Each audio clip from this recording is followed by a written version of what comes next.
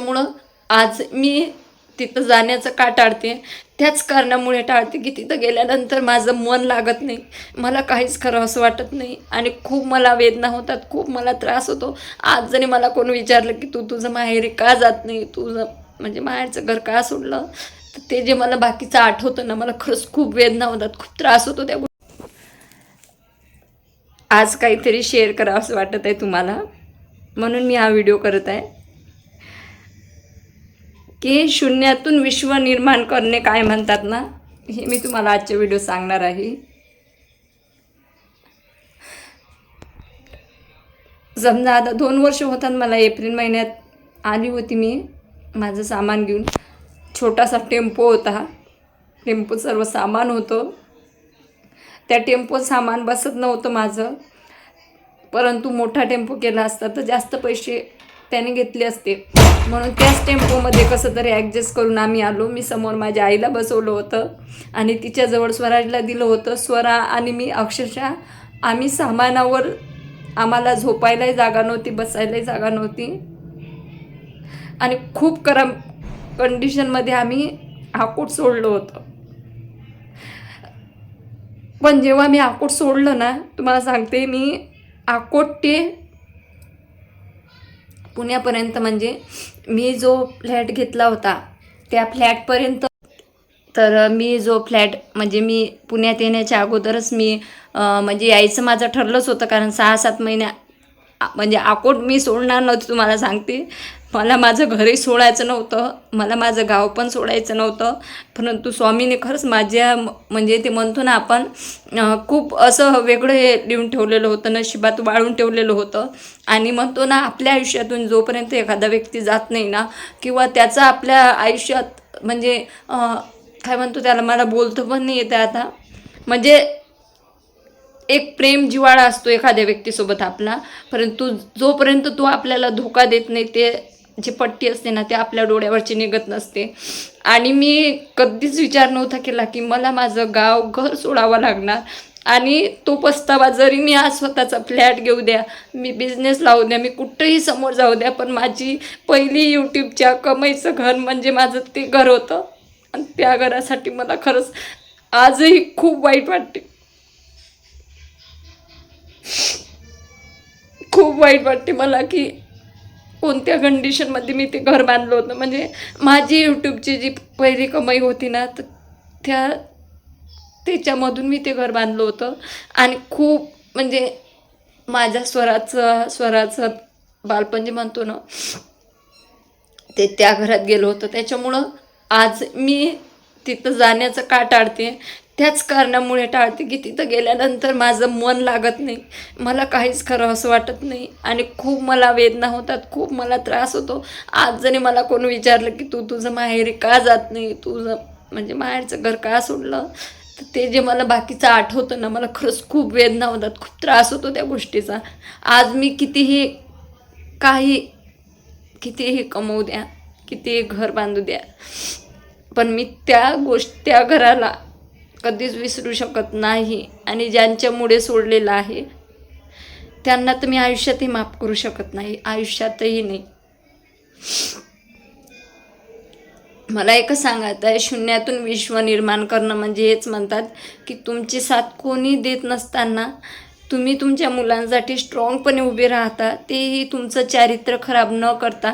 तीच या जगातली खरी स्त्री आहे की ती चारित्र्य जपत, आणि मी चारित्र्याच्या बाबतीत प्युअर आहे, हे माझ्या घरच्यांना माहिती आहे, माझ्या सासरकडच्यांना माहिती आहे, माहेरकडच्यांना माहिती आहे, आणि माझ्या नवऱ्याला गॅरंटी आहे माझी की मी त्याच्याशिवाय 2 वर्ष राहिली, पण माझ्या आयुष्यात मी कधीच परपुरुष येऊ दिला नाही. परपुरुष काय, अगदी मला कोणाचा मेसेज आला तर मी त्याला शिव्या घालते, मग ते जे होईन ते मी बघते. आता एवढा मी बिझनेसचा नंबर दिला, पण अजूनही मला कधीच पुरुषाचा कॉल मेसेज आला नाही. त्याच्यामुळे मला एकच सांगायचं आहे, शून्यातून विश्व निर्माण करणे म्हणजे तुम्ही तुमच्या परीने विश्व निर्माण करता. आज मी स्वतःचं घरदार सोडून इथं आली, माझं स्वतःचा आज ज्वेलरीचा व्यवसाय लावलेला आहे, तुम्ही बघू शकता, काहीच फेक नाही. आणि हाच नाही, मी असे कित्येक व्यवसाय लावलेले आहेत की मला म्हणजे आधीपासून म्हणजे सर्व कामं केलेले आहे. तुम्हाला सांगतो मी की मी कॉन्व्हेंट टीचर म्हणून सुद्धा काम केलेलं आहे. म्हणजे अंगणवाडीमध्ये म्हणतो ना आपण नर्सरी ABCD त्यांना शिकवलेलं सगळ्यात पहिला माझा जॉब तो होता. त्याच्यानंतर मग मी मिठाईचे डबे बनवलेले. मिठाईचे डबे तर मी लग्नाच्या अगोदरच म्हणजे ते म्हणतो ना एखाद्याच्या आयुष्यात संघर्ष हा सुरुवातीपासूनच असतो. 12वी नंतरपासून मी मिठाईचे डबे बनवणं चालू केले तर लग्न होईपर्यंत केले मिठाईचे डबे. आणि त्याच्यातून मी माझं ग्रॅज्युएशनचं शिक्षण केलेलं होतं पूर्ण. त्याच्यानंतर लग्न झालं माझं पहिलं आणि काही कारणास्तव माझ्या डायव्हर्सची वेळ आली तर मी पुन्हा एकदा म्हणजे डबे करायला सुरुवात केली होती मिठाईचे. आणि 15 रुपये तुम्हाला सांगते 100 डबे करून द्यावं लागत होते. अजूनही माझ्या आयडीला व्हिडिओ आहेत त्याच्यातलं काहीच फेक नाही आहे. त्याच्यानंतर मग मी म्हणजे तेवढ्यात माझं होत नव्हतं. स्वराची जबाबदारी माझ्या खांद्यावर होती. कोर्टामध्ये केसेस चालू होत्या तर त्याच्यामुळे मग मी लोकांच्या इथं धुणी भांडी केली. नंतर मी स्वयंपाकाची कामं केली. स्वयंपाकाची कामं करत असतानाच मी फायनान्सचा इंटरव्ह्यू दिला. मी फायनान्सचा सुद्धा जॉब केला. तो जॉब करत असतानाच माझा डायव्हर्स झाला. नंतर आई स्वराजवळ राहत होती. परंतु म्हणतो ना की डायव्हर्स झाल्यानंतर कोणाचा सपोर्ट नसतो. त्रास सुरू झाला मला वेगळाच म्हणजे घरच्यांमुळे. त्याच्यामुळे मला गणेशजी माझ्या आयुष्यात आले. त्यांनी मला प्रपोज केलं. मी सांगितलं माझ्या घरच्यांना बोला.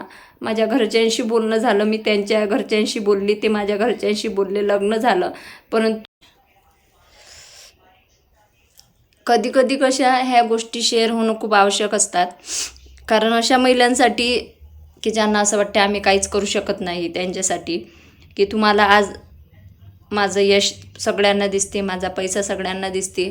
सोपं नव्हतं पण मी ते करून दाखवलेलं आहे. काही लोकांना करून दाखवलेलं आहे जे स्त्रीला एकदम हे समजतात. आणि मला तरी वाटते की मी खूप काही सहन केलेलं आहे बाबा लहानपणापासून. म्हणजे माझ्या आयुष्यात सुख ते म्हणतो ना इझिली कधीच भेटलं नाही इझिली सुख. आणि आज जे काही माझ्यासोबत आहेत बरोबर त्याच्यामुळे आहेत की मी पैसे कमावले. मी स्वतःची व्हॅल्यू वाढवली. तुम्हाला जर असं वाटत असेल नवऱ्याने, तुमच्या फॅमिलीने, सासरकडच्यांनी, माहेरकडच्यांनी तुमची इज्जत केली पाहिजे तर पैसा कमवा. पैसा कमवला ना की तुमची जळलेली पोळीसुद्धा चांगली लागते. आणि तुम्ही जर कमावलं नाही तर कितीही चांगला स्वयंपाक केला तरी तो खराब लागते. बस माझं एकच सांगणं आहे. शून्यातून विश्व निर्माण जे करणं म्हणतात ना ते मी करून दाखवलेलं आहे. आज मुलं चांगल्या शाळेत आहे आणि माझं सगळं व्यवस्थित आहे. आधी मला वस्तू घ्यायच्या पहिले विचार करावा लागत होता. तर मला आज कुठंही गावाला जाऊ द्या, प्रवासात जाऊ द्या, खरेदी असू द्या, कुठंही जाण्याच्या अगोदर मला अजिबात विचार करावा लागत नाही की माझ्याकडे पैसे आहेत की नाही. असं अजिबात नाही. त्याच्यामुळं मला एकच सांगायचं आहे भरून आलं होतं आज माझं मन. म्हणून मला खूप दिवसापासून मी ट्राय करत आहे की मी एक माझ्या मनात तुमच्यासोबत बोलून व्यक्त व्हावं. बाकी आधीच्या व्हिडिओ थ्रू माझ्या व्हिडिओमुळे जर मी कोणाला दुखवलं असेल तेव्हा खरंच माझा माइंड खूप हे होता. त्याच्यामुळे आधी मी काही चुका केलेल्या आहेत परंतु आता त्या नाही होणाऱ्याचा पूर्णपणे प्रयत्न केलेलाच आहे असं समजा. खूप माझे चेंजेस आहे हे तुम्हाला पण दिसत असणार आहे. बाकी तुम्हाला आता माझी लाईफ कशी वाटते किंवा आधी मी कशी होती आता कशी आहे. आधी मी तुम्हाला आवडत का नव्हती आणि आता का आवडतो हे मला कमेंट बॉक्समध्ये तुम्ही प्रत्येकाने सांगायचं. मला जाणून घ्यायचं आहे आज. असो तर ही साडी मला प्रमोशनला आली होती तुम्ही बघू शकता. आता इथं सगळं पसारा पडलेला आहे. अजून स्वयंपाक पण बाकी आहे. स्वराज तिकडं अभ्यास करतोय. हे आपलं ज्वेलरी शॉप आहे जे मी स्वतःच्या हिमतीवर लावलेलं आहे. हे कोणी म्हणू शकत नाही माझं आहे. आणि या शॉपला मी तुम्हाला जरी हे घरात दिसते ना याला साधारणतः 1.5 लाख लागलेले आहे जे मोहिनी हजारेनं एका महिन्यात उभं केलेलं आहे. ठीक आहे चला भेटूया नेक्स्ट व्हिडिओमध्ये. Bye bye. श्री स्वामी समर्थ.